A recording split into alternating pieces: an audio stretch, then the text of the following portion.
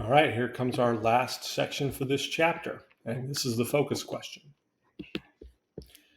Much of abolitionism's strength was found in Northern women, who joined in large numbers. Most were evangelical Protestants, New England Congregationalists, or Quakers who thought that slavery violated Christian belief and practice. The public sphere was open to women in ways that government and party politics were not. They could not vote, but they could circulate petitions, attend meetings, march in parades, and speak in public. Women were active in the temperance movement, building asylums and other reform campaigns. Women were also critical in campaigns to redeem prostitutes from sin and protect the morality of single women, and they attacked the sexual double standard by identifying men who frequented prostitutes or abused women. Women's participation in abolitionism inspired the early movement for women's rights.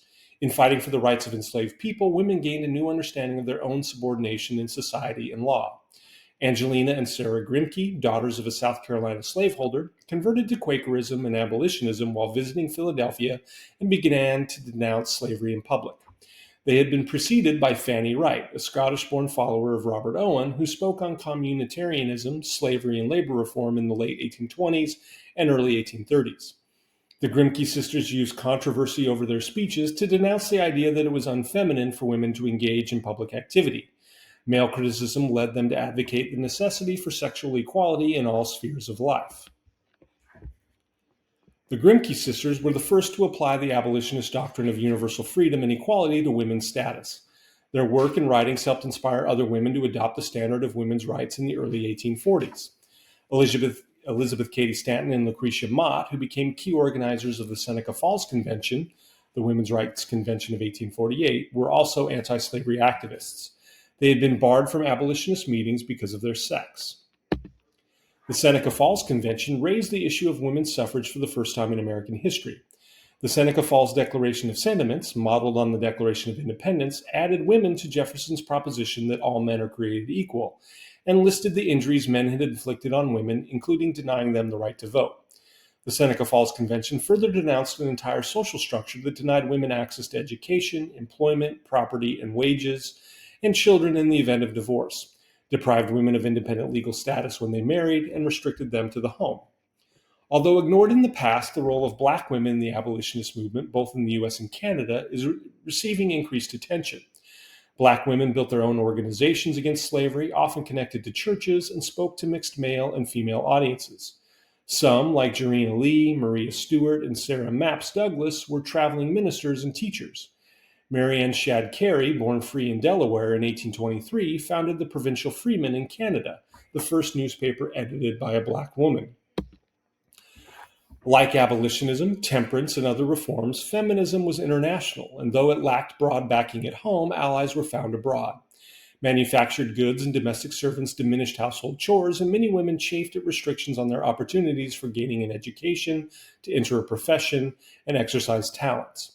Married or not, feminists insisted women deserved the range of individual choices and self-realization that constituted freedom. Margaret Fuller furthered these ideas as a writer, and in 1844 became the first woman to be appointed literary editor of the New York Tribune. She argued that the transcendentalist idea that freedom meant personal development applied to women.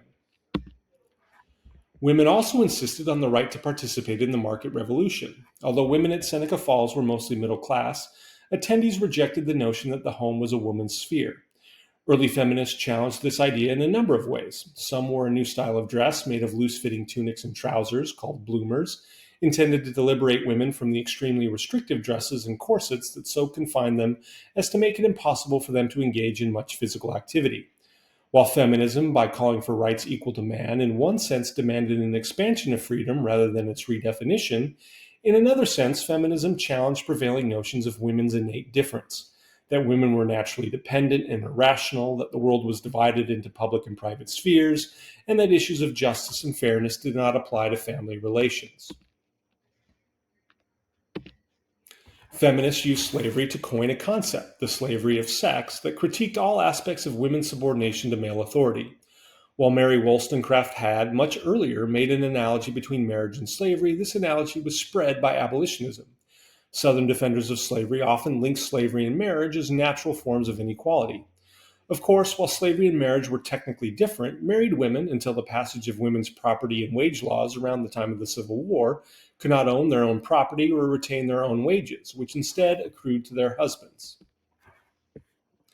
Inspired by abolitionism, advocates for women's rights turned the popular understanding of self ownership, or control over one's person, in a new direction. The abolitionists' emphasis on the slave master's violation of the enslaved woman's body lent a new reality to the ideal of self ownership for women's rights activists. The law of domestic relations assumed a husband's right of sexual access to his wife and his right to inflict corporal punishment on her. Courts generally did not interfere in cases of physical or sexual abuse unless it was extreme. The issue of women's private freedom showed underlying differences in the women's rights movement. A belief in equality between the sexes and notions of natural differences between men and women coexisted in the movement. Even as some feminists entered the public sphere and challenged aspects of the cult of domesticity, they accepted other dimensions of women's subordination. Even staunch feminists like Susan B. Anthony avoided discussion of women's sexual freedoms in and out of marriage. Yet the gradual decline in birth rates over the course of the 19th century indicates that many women exercised more freedom in their intimate lives. Even in reform circles, the issue of women's rights was very controversial. Abolitionist men who welcomed women's participation typically did not welcome their advocacy of rights for themselves. Disagreement over women's proper role in abolitionist activity sparked a split in abolitionist ranks in 1840. The appointment of a female abolitionist to the business committee of the American Anti-Slavery Society caused male abolitionists who believed women should not occupy such a prominent position to form their own rival organization, the American and Foreign Anti-Slavery Society.